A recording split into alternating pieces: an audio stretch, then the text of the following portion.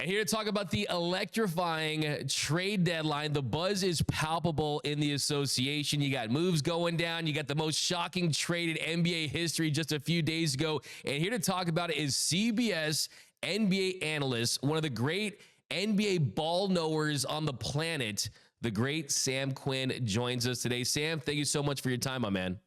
Man, I am so tired. My phone will not stop buzzing. Just give me a break. Give me an hour. Give me a chance to eat lunch. Something. It keeps coming, man. It's sham season. It's sham season right now, and we really have to start with the trade that went down this morning. Kyle Kuzma heading to the Milwaukee Bucks. Kuz having a down season. The shooting numbers are down. The production hasn't been where it was in years past. But do you like this move for the Milwaukee Bucks? I mean, I'm kind of in TBD mode. Like the Bucks this year, there've been a real air of them being old and slow. They're not rebounding. They're not doing anything in transition. Just injecting a little bit of size, athleticism, open court know-how. I think that's going to be helpful. If he shoots the way he's shooting in Washington, nothing else matters, right? He's at 28% from three, I think 49% from two, not shooting well at the line. He's never been as good a shooter as his reputation has suggested. This was quietly an issue with the Lakers. He was scoring a lot of points earlier in Washington, but not efficiently. If he can't make open threes for the Bucks, nothing matters. If he's at 35% instead of 28%, now I think you might have something, because the other thing this deal did was that it got them below the second apron, which means now they can aggregate salaries. So I would expect them to be trying to combine, say, Pat Connaughton and Bobby Portis, maybe Marjon Beauchamp, get someone in that $20, $21, $22 million range as kind of a second piece, because Kuzma in and of himself is a nice player, but he doesn't really remake your team. He doesn't replace the shot creation you lose with Middleton, even if he has been hurt. I think they're going to make another move. I think their 2031 first is probably on the table. So for now, I'm kind of just in let's see mode. Are they going to make another trade? Is Kuzma going to hit his shots? In a month, I think I'll have a better idea of how I feel. But I get the logic. The Bucks fans who are oh, Kuzma's bad, why would we trade Middleton for him? I think that's an emotional response more than anything, because he won the championship there and he'd been there for a decade. I get it, but for now, I'm kind of in wait and see mode. Yeah, and if you're the Bucks, I mean, Middleton was huge for them a couple years ago during their championship run, but he's only playing 23 minutes a game. The ankle was not there.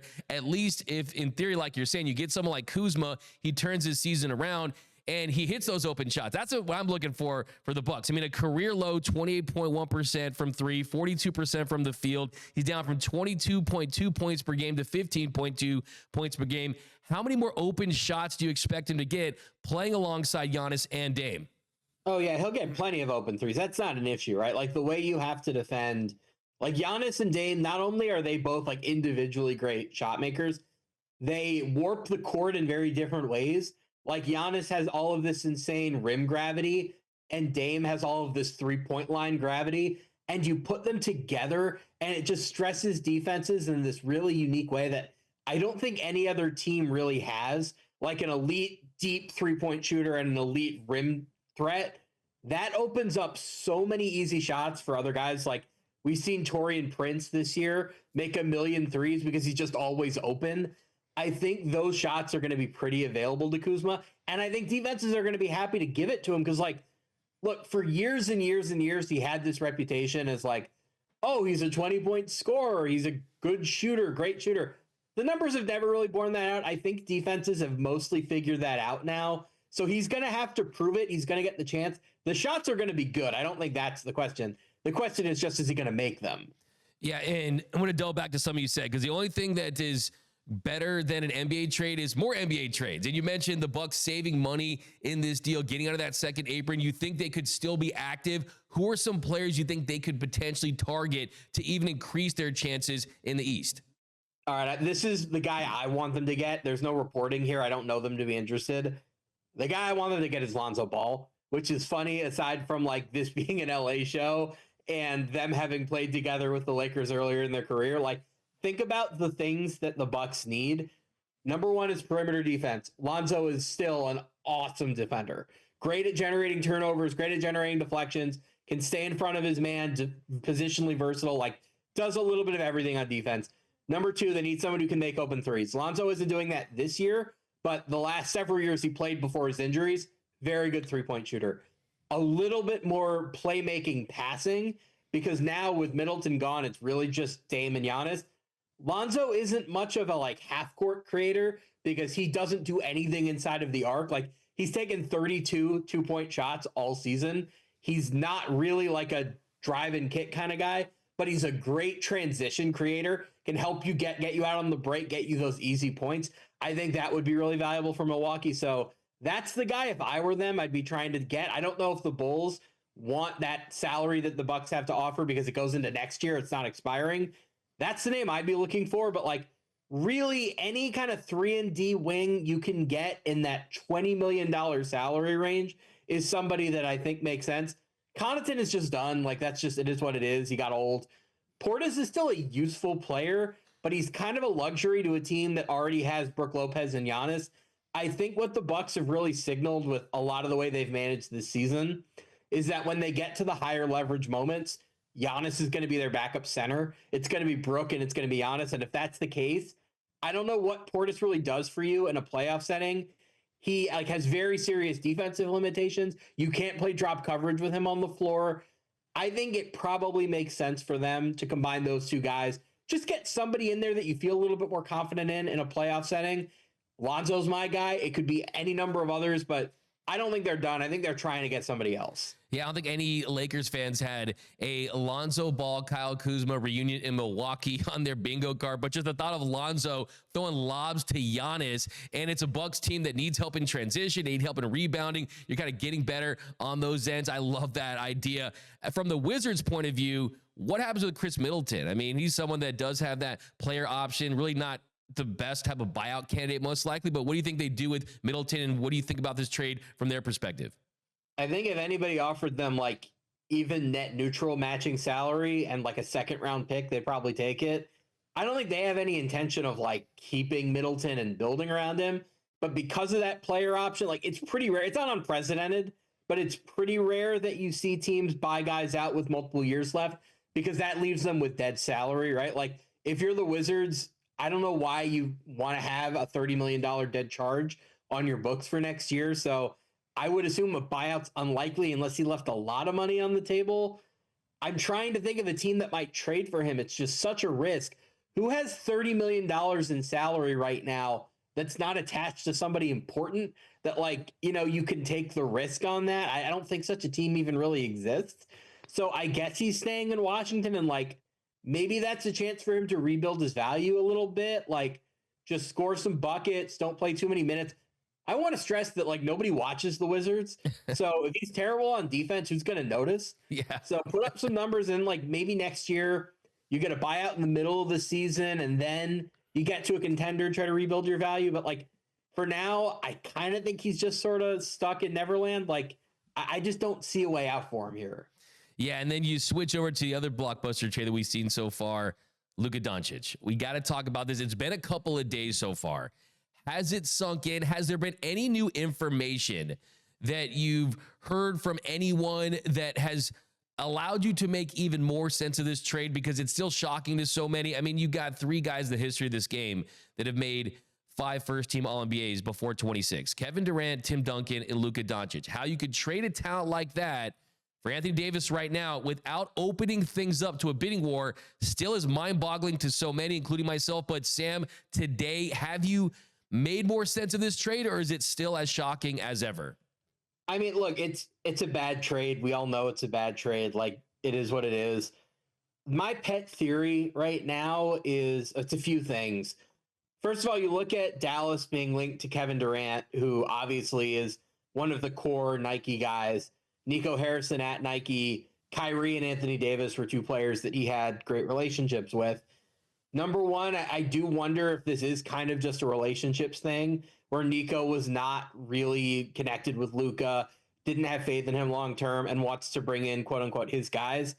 The other thing is, I think you trace this back to when they fired Donnie Nelson a few years ago. They kind of turned over management of the team. I do wonder, like, just to be honest about the way NBA front offices work, we sort of have this idea that the person with the GM title is meant to be the be all and end all. And on some teams, that's the case. I don't necessarily know that that was the intent originally in Dallas, because when Mark Cuban hired him, Mark Cuban is so in the weeds on every little basketball detail. And there are other guys in that front office that have a more traditional basketball background, right? Like Haralabos Voulgaris, who was there in the past, noted on Twitter, like a big part of their successful moves over the last few years was Dennis Lindsey. Dennis Lindsey is like an old school basketball guy. He was a GM of the Jazz. He's with the Pistons now. Something that I've kind of wondered is if Mark Cuban hired Nico Harrison, intending him to be more of like part of a brain trust, somebody who had these relationships, who could recruit, who could be a useful voice in the room, but never intended him to be the person making like solo these decisions. But when Cuban sold the team to the Adelsons, I think Patrick Dumont is the governor, like maybe that just never translated. And as Cuban lost influence, as Lindsey left, as like other people in the organization shifted, maybe Nico Harrison kind of came into more power than he was originally meant to have, because I don't think Mark Cuban ever makes this trade. I don't think anybody assumes Mark Cuban makes this trade. I don't think 29 other NBA GMs make this trade. I think it's kind of a perfect confluence of events and circumstances where this one guy who isn't fond of Luka, but does have relationships with these other guys that maybe you could use Luka to get, who there have been some rumors like maybe he doesn't plan to have that job long term, is more interested in winning right now. I guess with Kyrie and Anthony Davis, you have a chance. I wouldn't have advised the trade. Like, that's sort of how I'm making sense of it. It's a lot of like gobbledygook and a lot of like making your own links without knowing things for sure. But there's not like a good explanation for this, right? There's not a way you can rationalize this on the Dallas side and say, wow, this was a good idea, unless you knew Luka was going to leave. And by all indications, he wasn't planning on it, at least immediately. So that's how I'm putting it together. I can't tell you that I know everything here. It makes very little sense for me. It just kind of seems like a weird move driven by one person or a small number of people who kind of don't know what they're doing. Yeah, and we know that Mark Cuban certainly would not have made that move. He's the same guy that said if he had to choose between his wife and keeping Luke on the Mavs, said, catch me in my lawyer's office preparing for a divorce. So we know that he would not do that. But as far as the Lakers this season, you heard LeBron yesterday saying that he's still all in with the Lakers and he would have waived his no trade clause and would try to maybe force his way out if he wasn't okay with this move. How do they contend this season? And do you expect them to add another big before the deadline? They'll add a big. I just don't know if it's going to be like your all in center of the future type, or more of just like a fringy, let's get through the season type. It'll depend on what's available. Like, I think if they could get Walker Kessler, I think they do it. I think if they can get Nick Claxton for a fair price, like let's say Rui Hachimura and then either Dalton Connect or the 2031 first, I think they'd be inclined to do that. That's the big thing, right? Like right now they don't have any size. Jackson Hayes, not a playoff caliber center. Maxi Kleber is more of a 4 at this point. Like, I guess you can play some small ball lineups with him at center. I wouldn't really bank on it. Center is like the single biggest thing they have to figure out. I'd also just say, I know that the fan base and the team are very, very excited about Austin Reeves' future. I am too. I think he's a very good player.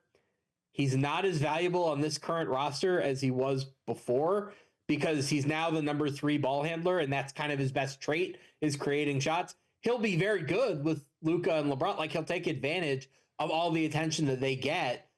He's been a very bad defender this year. He's been a better defender in the past. If he defends the way that he has defended this year, and LeBron and Luka defend the way that they've defended, like, they're not getting stops. I don't care who you put at center. So perimeter defense is going to be another important factor here. We're looking at around, as we're recording right now, 26 hours before the deadline. Can you get a center and a perimeter defender in that time? Maybe. I don't know that it's super likely. I think they would take the right center if they could find one, but it's more likely that they kind of just go, you know what?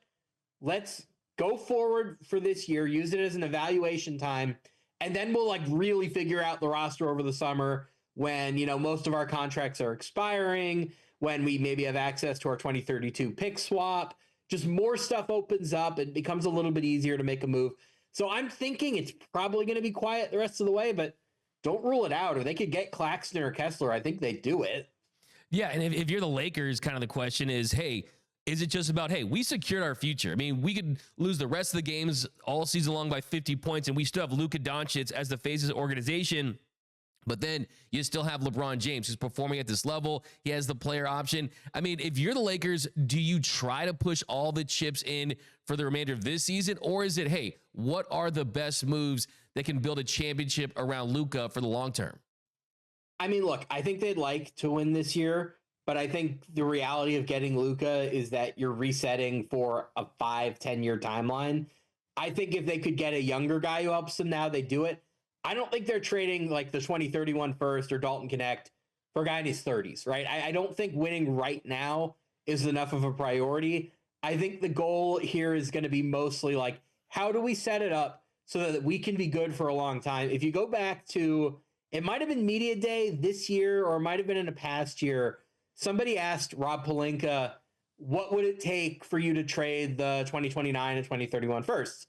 And the answer he gave, which I thought was really informative now, was sustained Lakers excellence, right? Like, I think they have spent so much of the last few years pushing so many chips to the center for LeBron and AD, and like the Russ trade was part of that, and other moves they made kind of fit into that.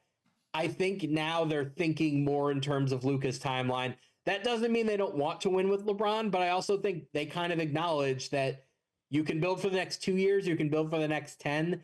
You kind of prefer to build for the next 10. And then the other thing I think about is LeBron has a player option this offseason. Last summer, LeBron was willing to leave money on the table to help the Lakers get somebody. Right now, they have LeBron at a max salary. I do sort of think a lot of doors open up for you if the summer rolls around and LeBron says, I know I could make 50, but instead I'm going to make 30. Go build the championship team now. I think there are ways in which these two sides can cooperate where, like, maybe they say we'll go all in on this front, but we need you to do this for us on the other end.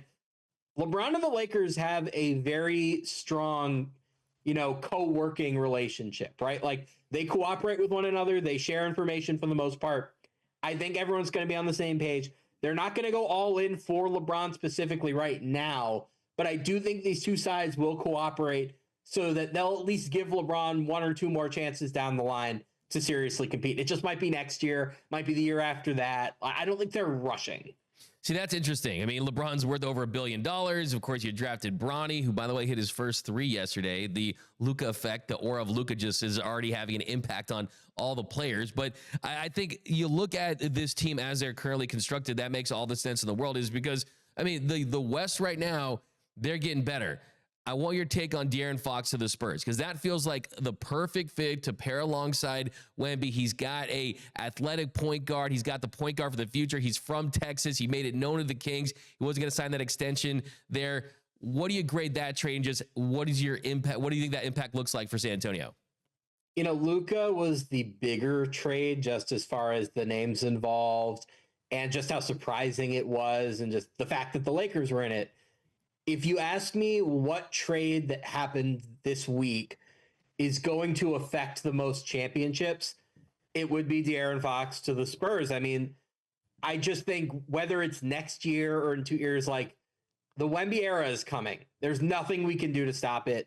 He's going to be the best player in the league at some point in the somewhat near future. He now has his sidekick in De'Aaron Fox. You can quibble about some of the fit, right? Like, there are a lot of guys on that team that are iffy shooters. Fox, not a great shooter. Stephon Castle, total non-shooter. Jeremy Sohan, total non-shooter. Like, I do think they have things to figure out. They're not done. But just think about what they still have left to work with, right? Like, they have all 8 of their top 8 most used players this year in terms of minutes. They have most of their own first-round picks. They have all of the Hawks picks. They still have that Kings swap. They have that Timberwolves swap in 2030. They have, like, all of the players that they've drafted in the first round in recent years. Like, I know it looks on paper when you see, oh, they gave up 4 first-round picks. It seems like they gave up a lot. They really didn't. Those picks outside of the Minnesota pick that they gave up, I don't think of as super valuable. So, like, they could do almost anything from this point, right? If they wanted to trade for a third star, they could pretty easily do it. If they decided we want to do what Boston did and just be opportunistic and be like, let's grab a Derek White here and a Kristaps Porzingis there and like just get good players when they become available, they can do that. If they want to slow play this and draft and develop and like just take it easy, they can do that. Anything is on the table for them. They still have cap flexibility this offseason. I think De'Aaron Fox, just by virtue of playing with Wemby, is probably likelier to win a championship and even multiple championships with his new team than Luka is with his. So, like, I know Luka is the talk of the week. I think the deal that's going to end up meaning the most at the highest levels is probably going to be Fox to the Spurs. You make the Spurs seem absolutely scary for the next decade. And you kept the picks, you got the cap space, you kept Stephon Castle. I mean, Wembanyama has been everything that you could ever hope for and then some.